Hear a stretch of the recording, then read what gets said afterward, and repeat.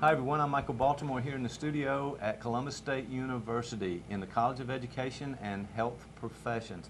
Today we have a very special guest with us, Stan Gatewood, who is the Chief Information Security Officer for the Board of Regents here in the state of Georgia. And we're very happy to have you here with us today. Stan, welcome to the show.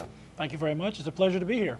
Well, we have some questions about security. Now, I know you're here on campus today to give a lecture and talk more about cybersecurity. So before we jump into that, tell me a little bit about your background and what you do as Chief Information Security Officer. Oh, fantastic. My background, I started out in the United States military, actually the Air Force, as a cryptography or a crypto officer.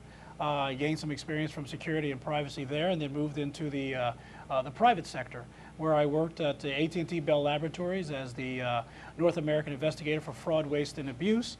From there, I moved to the University of Southern California out on the West Coast as the first CISO, or Chief Information Security Officer. There, moved to Georgia as the CISO, the University of Georgia, out in Athens, Georgia. And today, I'm fortunate enough to have the position as Chief Information Security Officer for the University System of Georgia, which is comprised of 35 institutions and over 400 public libraries. We do such things as information security as well as electronic privacy for the student, faculty, and staff. Wow, it sounds like a very important job, especially in these days when, you know, we have to protect our identity, our privacy, and yet at the same time there's so many open source and open networks out there, if you will, and people, bad guys are out there trying to get this information, trying to do some things that we wouldn't want done. So let's start with this notion of cybersecurity. So tell me what that is. Well, you've heard of the word cyberspace. We're talking about virtual space. We're not talking about physical here. We're talking about virtual space.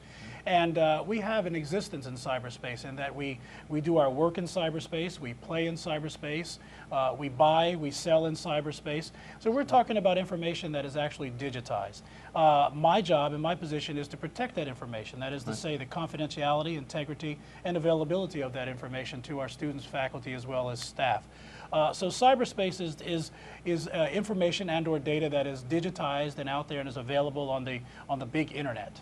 Wow, I mean, there's so much out there, and you know, when you just think of all your personal data and just all the things that you do every day, particularly in a university or college setting, you're putting all of those documents out there, and it's about you. And then you have email. And sometimes emails can be personal, sometimes they're professional, sometimes lines are blurred. There's just so much out there. So tell me a little bit about the University System of Georgia and this e-privacy notion. I mean, what are your priorities? Where are you looking? Well, we do have a strategy. We do have a security plan. So we're not just jumping around trying to put out fires here. We actually do have a direction. And our direction, of course, is to do strategic thinking and strategic planning for information systems and information security. We also deal with enterprise risk management. We also work with incident response, and that if we do have some sort of cyber incident or data incident, if you will, we have to be able to not only react to it, how do we handle it, and how do we actually report it. Right. We also have, which I think is the best return on investment, we have security awareness training and education, where we go out and we teach people. We educate them on what is information security, what is cybersecurity, how do I go about securing things, and even why. Why would I want to do such a thing? And I call that the best return on investment because you know and I know you can secure just about anything. Sure. Physically secure it, that is, and even logically secure it by putting usernames and passwords and all sorts of things around it. But the key to the whole thing, the variable in the equation, is people. Right. So if I can get in front of people and actually do such things as awareness, training, and education of the folks, letting them know that this is how we protect it, this is why we protect it, and this is who we are protecting, that's super duper important. Yeah. And last but not least, we have our disaster recovery business continuity, because we must stay in business. We've got to figure out how to react when we have things like natural disasters, second Katrinas, fires, and things like that. Wow, that's very interesting. And it might be that that small bit of information for that user helps protect them. Absolutely. And it's very important to get out there. Well, we're glad to have you here on campus today. Now, where do you get your news about privacy and security? Where do you find out what's going on out there? Well, unfortunately, sometimes you get your news after the fact. Right. So I do listen to a tremendous amount of online news, and I'm also a member of the Multi-State Information Sharing and Analysis Center. That's the MSISAC. There's also an Information Sharing and Analysis Center or capability within our higher education called the REN-ISAC, or REN. Okay. And there's many different types of ways of getting the information. You can get it from the web, you can get it from the printed form. And remember, we're also a member of a tremendous amount of associations and councils and groups and boards and things like that. And one of the things that I found is it's very important to us. We share information amongst ourselves. Our equipment also allows us, our hardware, our software and applications allow us to be able to see things as they're emerging. Right. What I mean by that is here on the East Coast, Eastern Daylight Time, we can actually see a snapshot of what's going on in Europe as they're getting ready to go to bed and we're getting ready to wake up. We see this trend is taking place. We see this virus is moving, or we see this particular exploit is happening. We'll see it long beforehand because we're all connected to the internet and we all stay in communications with each other. Yeah, oh, that's great. Well, that makes me feel a little more secure just as all that's going on there. But now, so what are these security and e-privacy risks? What are the issues? And really, there seems to be so many. How do you address them all? Well, you can't address them all. That's the first thing. You've got to resign to the fact that you're not going to be 100% secure ever. But you go after those things that are critical and important to you, and you lower that risk to an acceptable level. Not acceptable by me, but actually acceptable by the powers that be, the decision makers, the leadership. Right. You present it to them and say, I have these 5 or 6 things that are critical, and here are the risks to those 5 or 6 things. How would you like me to address them? How would you like me to lower the risk? It is at that time they make a decision whether they want to address that risk. They want to lower that risk and putting resources towards that risk or lowering that risk. But to get to a point where you have no risk left whatsoever, that's not going to happen. So yes, we have our enterprise risk management program where we go in and prioritize those things that are critical to us, those things that allow us to stay in business, the business of educating Georgia, educating its citizens and educating our students. Well, once we find out what those things are, we then apply. We go straight forward to those things. Okay. Okay. So as we move in to 2012 coming up, what really are the trends that you're looking at? What do you see for security trends? I know we're putting everything in the cloud these days, you know, and I'm a little concerned about that. I'd like to have it locally on my hard drive right there, and maybe a copy there as well. But there's so many trends out there. What are the security trends coming up? Well, and then that's a very good question, very good question. There's actually a laundry list of trends for 2011, 2012.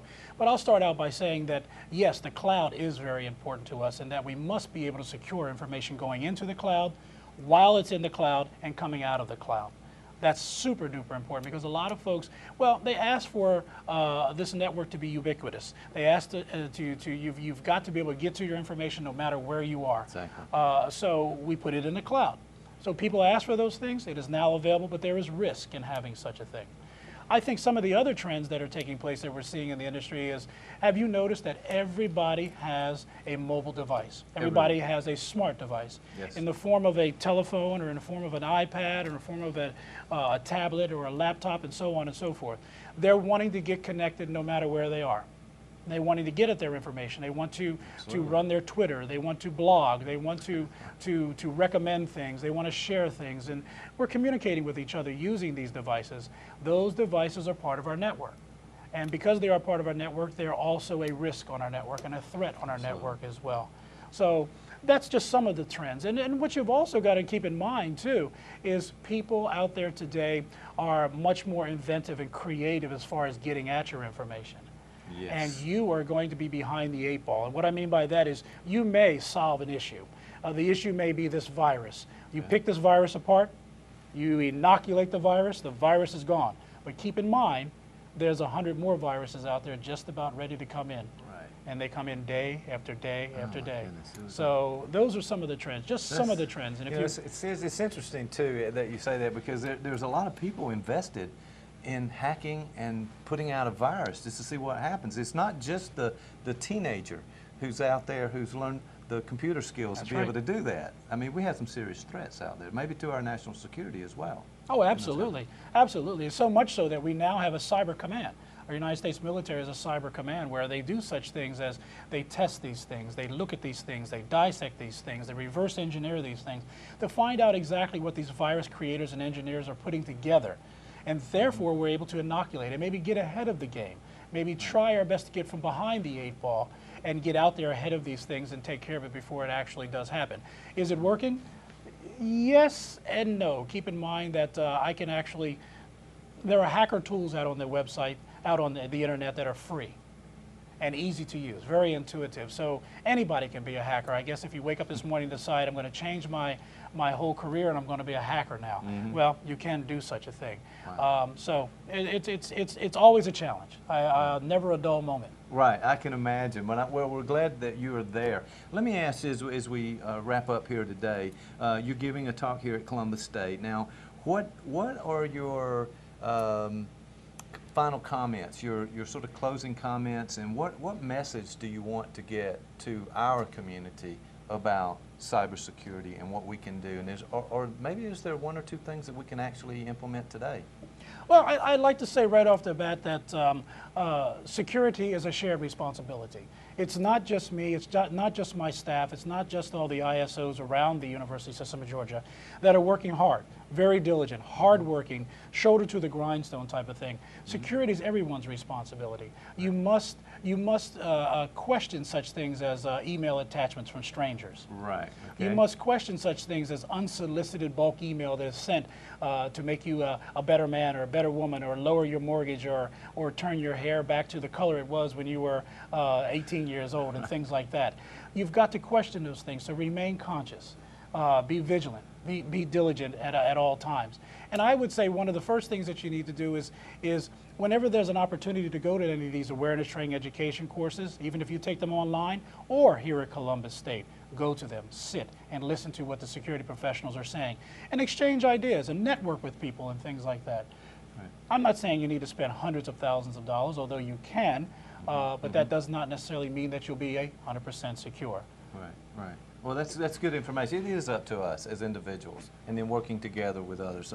I really appreciate having this time today, Stan, for you to come in and help us here at Columbus State University learn more about cybersecurity and how we protect ourselves and our data in this very difficult time. So thank you, Stan. Good luck with your talk today, and we're glad that you stopped into the studio here and offered this information to us. And folks, we hope it'll be helpful to you, and we'll see you next time right here on COEHP.tv.